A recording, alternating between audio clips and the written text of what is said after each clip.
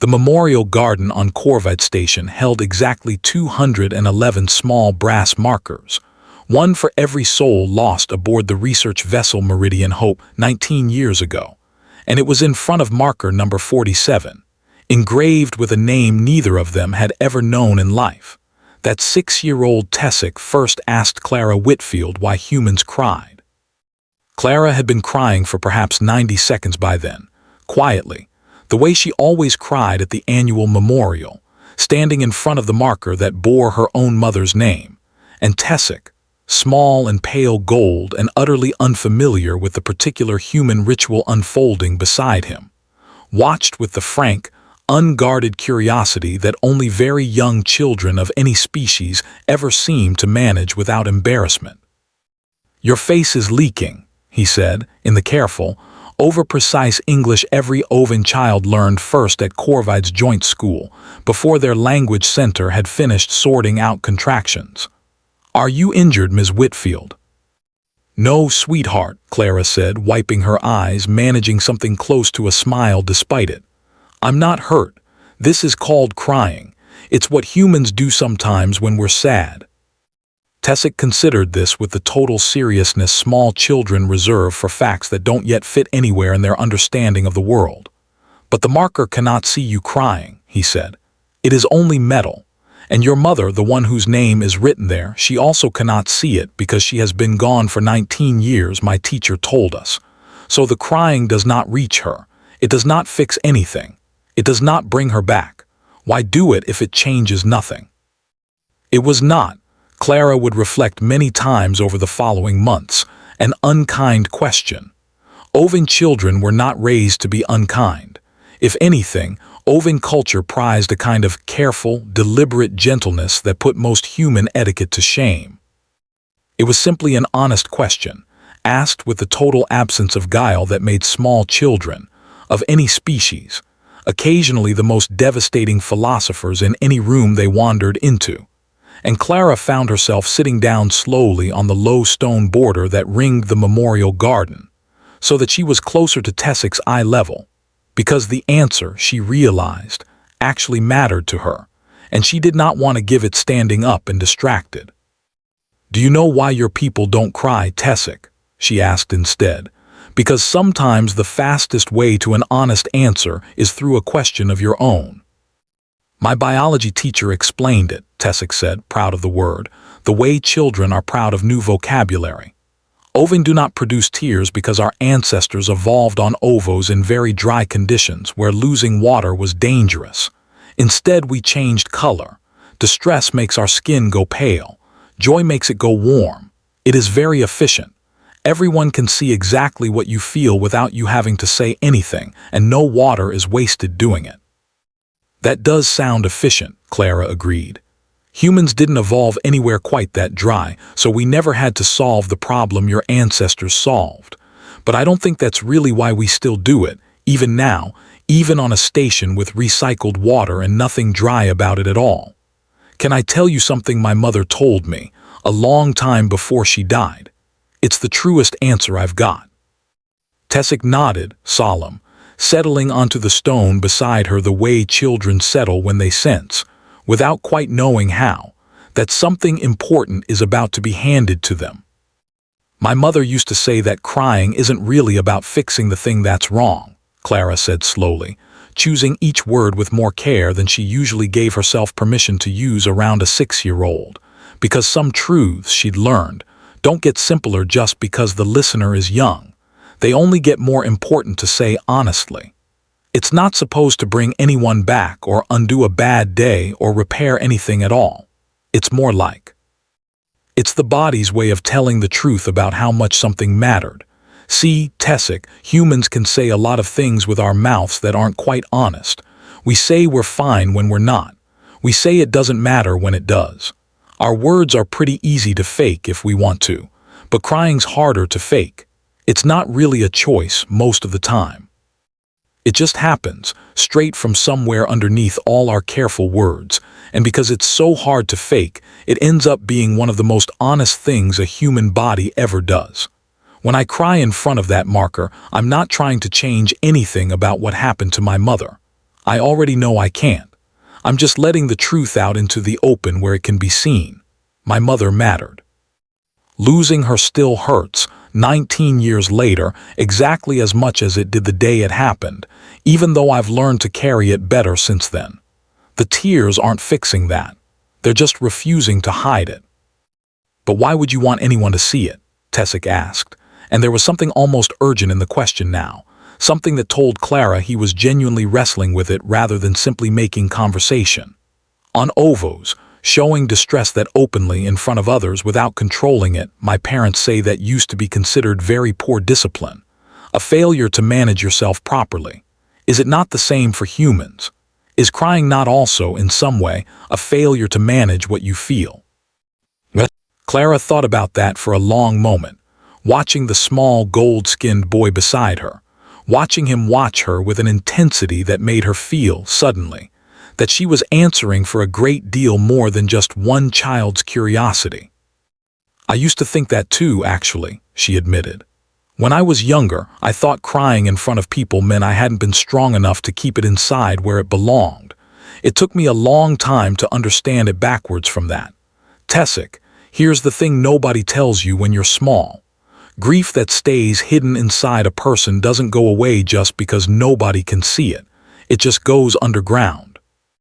It gets heavier and lonelier, and it starts costing that person something, slowly, quietly, in ways that are a lot harder to heal than a few minutes of crying ever was. When I cry in front of someone, I'm not failing to manage myself. I'm doing something almost the opposite. I'm trusting that person enough to let them see the truth of what I'm carrying, instead of making them guess at it, or making me carry it entirely alone. And do you know what almost always happens when a human cries in front of someone they trust? Tessic shook his head, small and solemn. The other person usually comes closer, Clara said, not further away.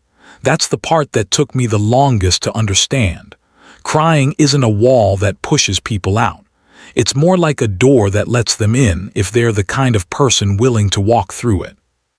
My mother used to say that humans are built to help the people we can see are hurting, almost automatically, the second we can see it clearly enough. So the crying isn't just letting the truth out for its own sake. It's also, whether we mean it to be or not, a kind of asking. A way of saying, without having to find the words for it, I'm hurting, and I could use you a little closer right now if you're willing to come. Tessic was quiet for a long time after that, long enough that Clara began to worry she'd said something that had confused rather than clarified. And then, slowly, he reached over and put his small gold hand against her own, still damp from where she'd wiped her tears away. I think, he said carefully, that is a very inefficient way to ask for help. But I also think, maybe, it might be a very brave one. Is it brave, Ms. Whitfield, to let someone see the whole truth like that, even when it would be easier to hide it? I think it might be one of the bravest things we do, Clara said, and found to her own surprise that she was crying again, though not entirely from grief this time. Most days, hiding it feels a lot safer. It's just not actually safer. It just feels that way in the moment. What Clara did not know, that afternoon in the memorial garden, was that Tessic's mother, an Ovan cultural attaché named Vas Ilan, had been standing a short distance away throughout the entire exchange, close enough to hear every word, and had recorded the conversation on her personal device without initially intending anything beyond keeping a small memory of her son's endless curious questions. It was 3 months later, during a routine cultural exchange session with visiting scholars from Ovos itself, that she played the recording aloud almost by accident, meaning only to illustrate the kind of unguarded conversations Corvide's joint school encouraged between the two species, and found the room had gone entirely, unexpectedly silent by the time it finished. The recording reached Ovos proper within the month, shared first among academic circles studying interspecies psychology, then, with a speed that surprised everyone involved, far beyond them. Ovan culture had spent millennia refining what its own philosophers called Ren Sathal, the discipline of contained feeling, the belief, woven so deeply into the civilization's art and law and child-rearing that most Owen had never once thought to question it. That emotional restraint was not merely good manners, but a fundamental marker of maturity, of trustworthiness, of fitness to hold responsibility over others. A 4-minute recording of a human woman explaining, gently and without any apparent shame at all, why she let her own grief show openly in front of a child, should not, by any reasonable measure, have shaken a civilization that old. It shook it anyway. Elder Vask Coram, senior philosopher of the OVO's Continental Assembly, addressed the full body 11 weeks after the recording first reached OVO's, in a speech that would later be translated into every language spoken on Corvid Station and reprinted, in careful, respectful excerpt, in half the memorial pamphlets handed out at the following year's ceremony. I have spent 61 years teaching that control over feeling is the foundation of Oven wisdom, Elder Coram told the assembled body, and even through translation, recorded footage would later show. His voice carried something that sounded, to human ears listening afterward, remarkably like grief of his own. I believed, as my teachers believed, and their teachers before them, that a person who allows others to witness the full, unguarded truth of their pain has failed some essential test of maturity. I have listened to a recording of a human teacher explaining this same idea to a child of 6 years old, and I confess to this assembly, with whatever humility I have left after 61 years of believing myself wise, that I do not think we were teaching discipline at all. I think, perhaps, we were teaching isolation and calling it strength, because isolation is easier to enforce and easier to be proud of than the far harder work this human woman describes so plainly to a child who simply asked her why her face was leaking. He paused, and the recording showed him looking down at his prepared notes for a long moment before setting them aside entirely. I lost my own bondmate 4 years ago, he said, and the assembly chamber, according to every account of that day, went entirely still. I have not spoken of it publicly before this moment, because our custom would consider such a disclosure before an assembly of this size an unacceptable failure of composure. I have carried that grief alone for 4 years, Rensathal intact, discipline unbroken, precisely as I was taught a person of my position should. I do not believe, hearing this recording, that 4 years of perfect composure has made me one particle wiser, or stronger, or more fit to serve this assembly than I would have been had I simply allowed anyone, to see the truth of what I was carrying. I believe, instead, that I have simply been alone with it for 4 years, when I did not have to be, because I mistook the absence of visible pain for the absence of a burden that never once stopped weighing exactly as much as it did the day I lost her. He looked up, then, directly into the recording device that would carry his words back across the stars to a small research outpost he had never visited, to a human teacher he had never met, to a 6-year-old boy whose honest question had somehow traveled further than either of them could ever have imagined a child's curiosity might reach. I do not know this teacher's name, he said. I intend to learn it and to thank her personally, because I believe she has done more to advance genuine wisdom among our people in one conversation with a child than I have managed in 61 years of formal philosophy. I would ask this assembly to consider, as I have been forced to consider these past 11 weeks, whether the discipline we have spent so long perfecting was ever truly strength at all, or whether it was only ever a very well-practiced kind of loneliness, one so old and so universal among us that none of us thought to question it, until a child asked a simple question, and a stranger from another world gave him an answer none of us had ever quite managed to give our own children.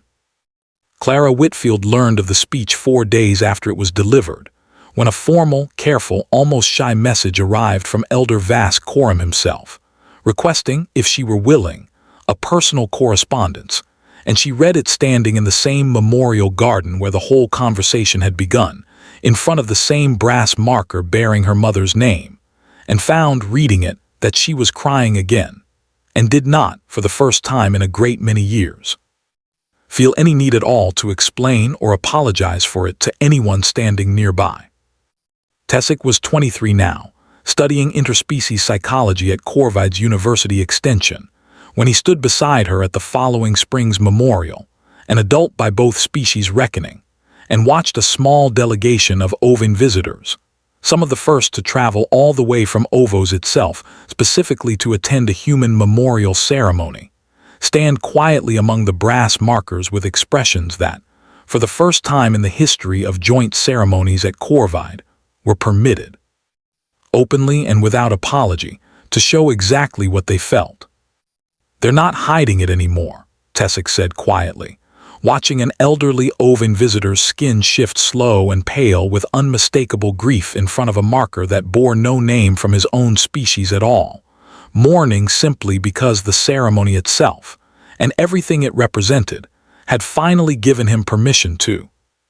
"No," Clara agreed, watching the same thing, her own eyes wet again, exactly the way they always were at this particular ceremony, exactly the way she no longer felt any need to hide either. "They're not." "I still think about that day sometimes," Tessic said. "The one where I asked you why your face was leaking. I think it might be the most important conversation I've ever had, and I was 6 years old, and I didn't even understand yet what I was actually asking." "You asked exactly the right question," Clara said. "You just asked it a long time before either of us understood how far the answer was going to travel."